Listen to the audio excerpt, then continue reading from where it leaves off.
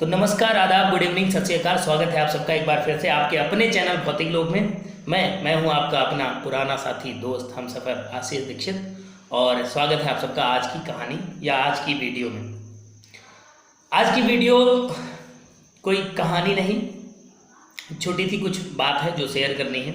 आज की video oriented है या रिलेटेड है 10th और 12th के उन बच्चों से जो अभी बोर्ड का एग्ज़ाम देने जा रहे हैं। 24 अप्रैल से बोर्ड का जो एग्ज़ाम देने जा रहे हैं, है ना। हाँ, अचानक से क्या हुआ है, बोर्ड का एग्ज़ाम का जो शेड्यूल है वो जारी कर दिया गया, और बहुत सारे बच्चे ऐसे थे जिनको उम्मीद नहीं थी कि एग्ज़ाम होगा अभी बिफोर अ मंथ या अ मंथ बिफोर मंथ। क्या था कि ऐसा लग रहा था कोरोना है, शायद पेपर हो शायद ना हो।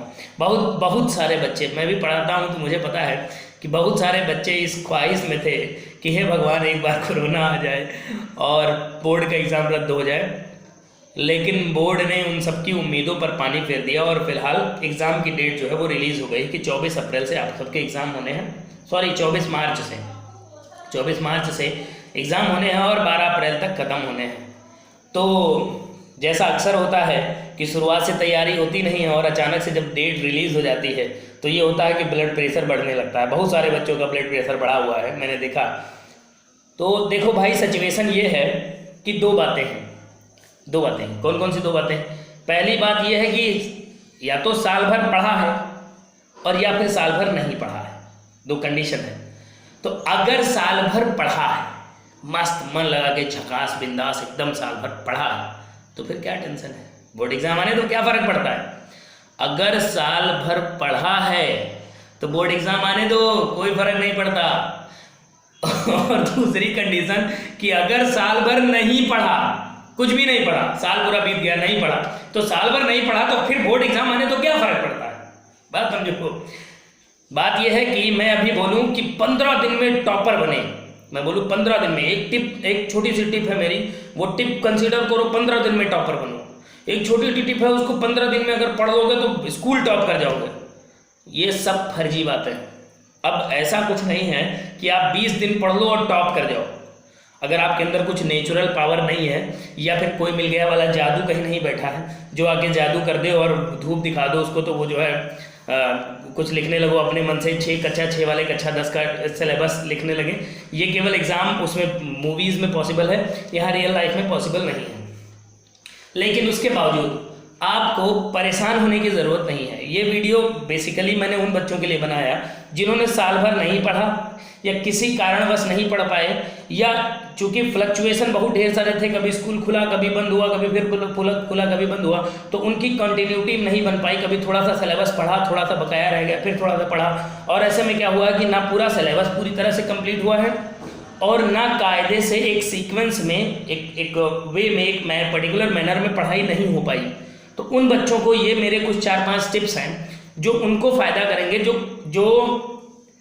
जो बिल्कुल, मैं ये तो नहीं कहूँगा बिल्कुल नहीं पढ़ा, लेकिन जो बिलो लेवल पे हैं वो अपने लेवल को थोड़ा सा बढ़ा सकते हैं, इंक्रीज़ कर सकते हैं, और एक अच्छे सम्मानजनक स्कोर तक अपने मार्क्स को ऑब्टेन कर सकते हैं। जो टॉप करने वाले होते हैं वो भाई कुछ दूसरा होता है, उसका सिस्टम कुछ दूसरा होता है, वो कॉन्टिन्यूटी होती है, वो आपको बना के रखनी होती है।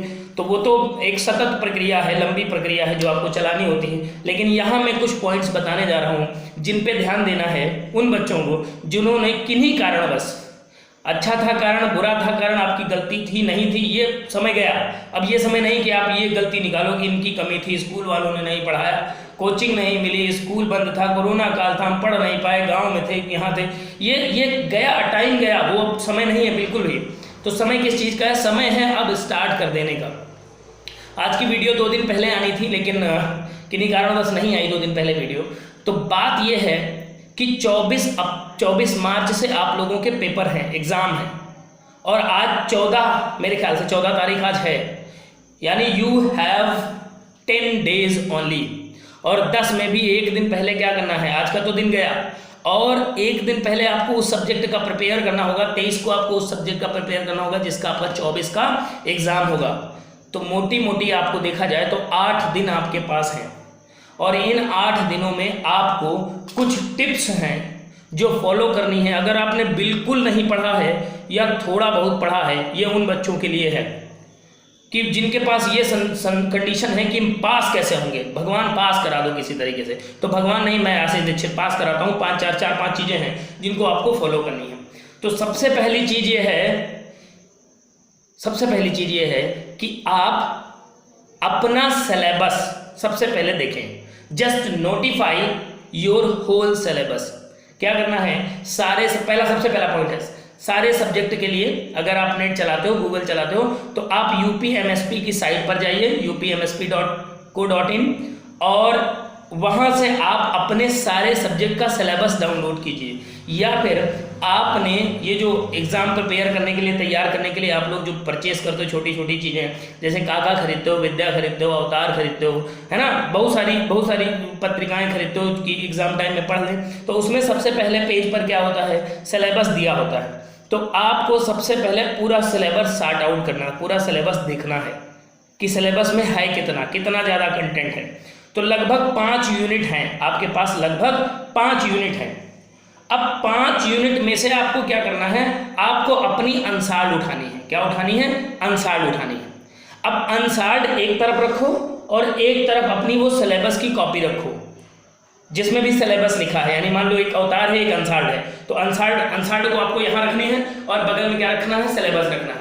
अब अनसार्ड पेपर में लास्ट के पेजेस पे जाओ और 3 सेट, जैसे मान लो 2020 का, 2019 का, 2018 का, 2021 में पेपर ही नहीं हो, तो 2020 का, 2019 का और 2018 का 3 सेशन के 7 सेट दिए होते हैं।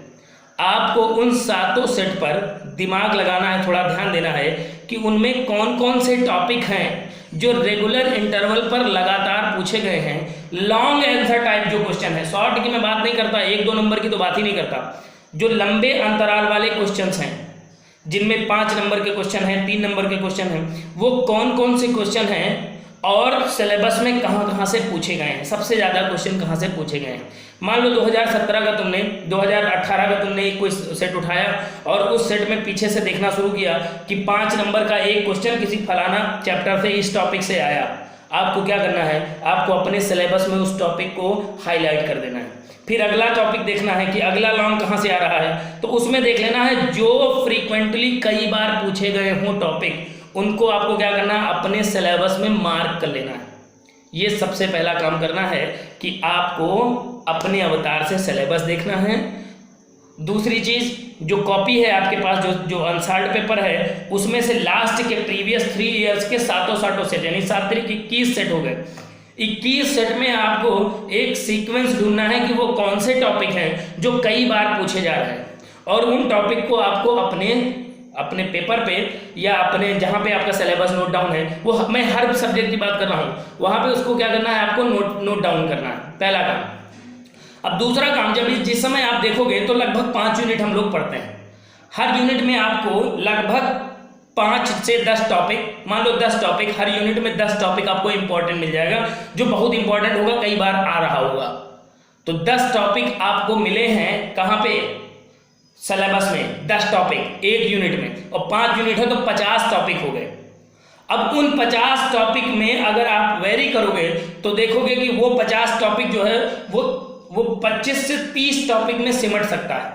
उसको आप क्या करो, देखो कि कुछ चीज़ें होंगी जो इंटर रिलेट होंगी एक दूसरे से, यानी एक छोटा टॉपिक है, एक कोई बड़ा टॉपिक है, तो जो छोटा टॉपिक होगा वो बड़े टॉपिक के अंदर आ रहा होगा, कंसीडर हो रहा होगा।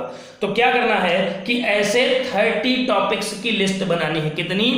30 टॉपिक की लिस्ट बनानी है। उन 30 टॉपिक में सब लॉन्ग आंसर टाइप होंगे, शॉर्ट कुछ भी नहीं होगा, 1 नंबर 2 नंबर का कुछ भी नहीं होगा। अब बन गया। अब दूसरा काम क्या करना है?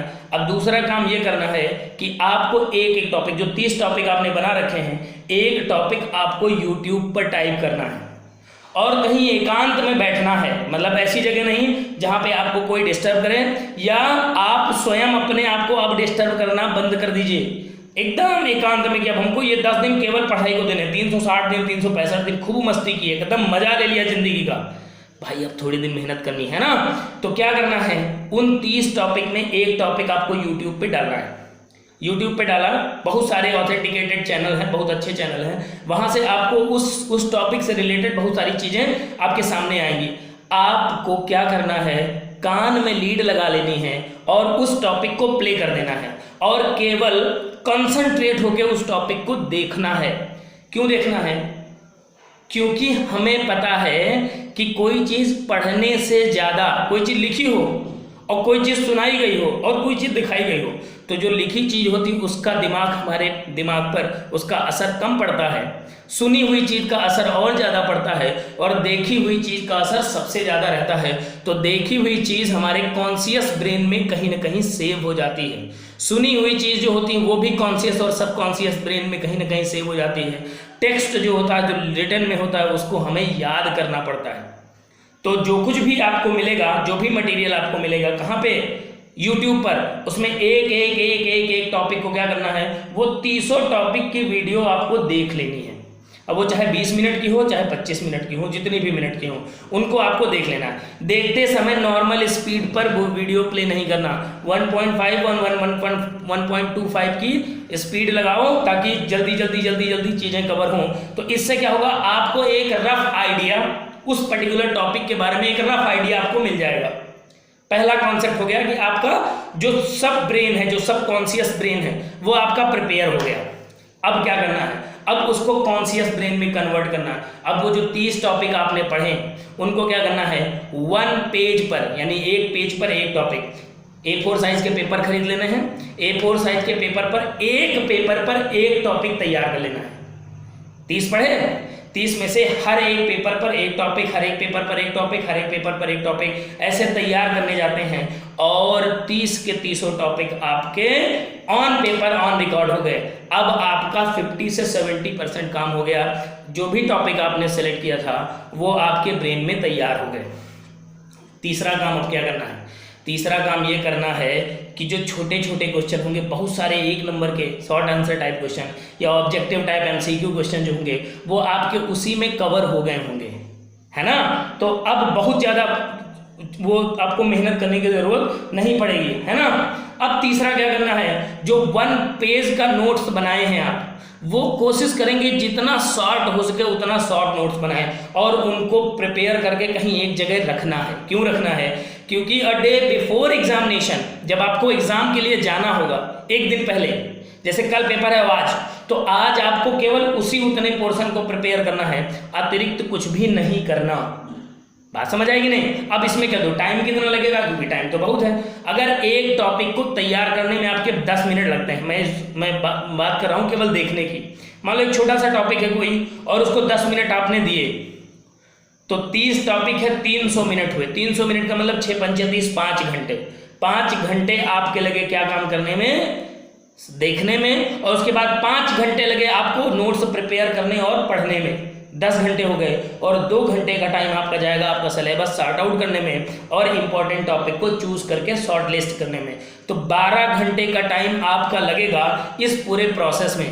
आपके पास टोटल जो दिन बचे हैं वो बचे हैं 8, और 8 दिन में 2 दिन आपकी होली है। 8 दिन में 2 दिन आपकी होली है। होली सबके लिए हैं, फेस्टिव सीजन सबके लिए हैं।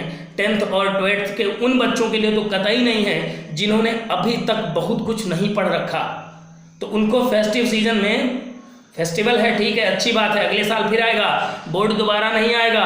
और अगर सोचो कि बोर्ड दोबारा दे लेंगे तो घर वाले मार मार के निकाल देते हैं, कोई फर्क नहीं पड़ता है। लौट के इतने ताने सुनने पड़ेंगे कि झेल जाओगे, उससे अच्छा है कि अभी अभी अभी अभी 8 दिन का टाइम है।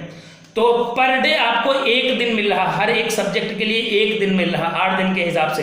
2 दिन में होली का निकाल दे रहा हूँ तब भी 1 दिन मिल रहा है। 1 दिन का मतलब 24 घंटे, 24 घंटे का मतलब 6 घंटे 7 घंटे अगर सोना रख लो तब भी 16 17 18 घंटे मिल गए आपको। उन 18 घंटे में आपको अपने रूम से कहीं बाहर नहीं जाना, केवल पढ़ना है। ये 8 दिन केवल पढ़ने हैं। ऐसे करके आप 6 सब्जेक्ट या 5 सब्जेक्ट जो भी हैं आपके, वो आप प्रिपेयर कर सकते हैं। और एक क्या बोलते हैं, ब्लूप्रिंट, पेपर का और सिलेबस का और टॉपिक का और सब्जेक्ट का एक ब्लूप्रिंट आपके ब्रेन में तैयार हो जाएगा। एक काम हो गया। अब दूसरी चीज़ ये है कि आपको जो पेपर अटेम्प्ट करना है, कहाँ, वहाँ फाइनल जब खेलने जाओगे तो वहाँ पेपर अटेम्प्ट करते समय आपको बहुत सावधानी से और बहुत स्मार्ट वर्क करना है।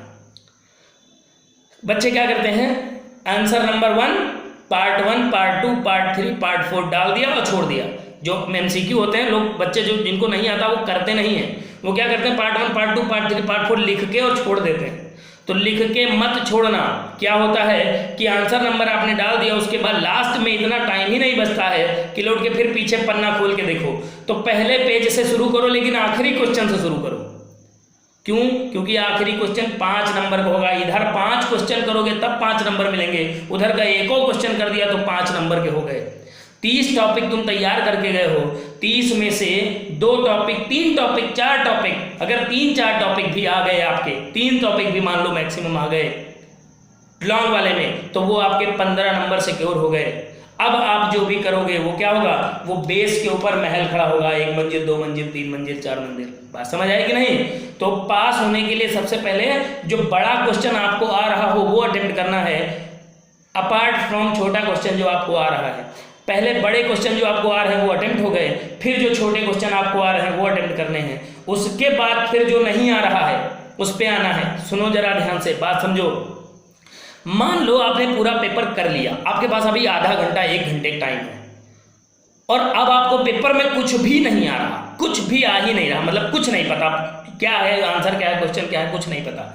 टॉपिकवा आपने 30 तैयार किए थे, तो क्या करना है, लॉन्ग आंसर टाइप का ये जुगाड़ है भाई, ये तुक्का है, काम करेगा भी नहीं भी करेगा। तो जो लॉन्ग आंसर टाइप का क्वेश्चन है, आंसर नंबर आप वही डालेंगे, कौन सा, आंसर नंबर 5th का फर्स्ट पार्ट। आपको नहीं आता तो आंसर नंबर आप वही डालिए 5th का फर्स्ट पार्ट, लेकिन उसके अंदर कंटेंट जो लिखना है वो क्या लिखना है, वो जो आपको आता है। अब यहाँ आपकी किस्मत काम करेगी कि कुछ ना लिखने से अच्छा है कुछ लिखा है, और अगर कुछ लिखा है तो कुछ मार्क्स तो मिलने की संभावना ही है in comparison to blank copy. बात समझ आई? तो क्या करना है, आज से लग जाना है, आज से 1 भी मिनट आपको वेस्ट नहीं करना है, 1 भी minute, not even a single minute. और 8 दिन की मेहनत है, साल भर की मेहनत पर भारी पड़ेगी ये 8 दिन की मेहनत, और आप अच्छे मार्क्स से एक अच्छे लेवल तक स्कोर करके आप पहुंच जाओगे और एग्जाम को क्रैक करोगे। फिर हमको मिलना कहीं किसी मोड़ पे, तो हमको क्या करना है, एक मिठाई खिलाना। Bye bye, good night. अच्छा एक बात, ये टोपी देखो मैंने खरीदी, बढ़िया है ये अच्छी है, ये अच्छी नहीं है। अच्छा ये देखो एक दूसरी मैंने खरीदी, ये लगा के बढ़िया लग रहा है। Bye bye.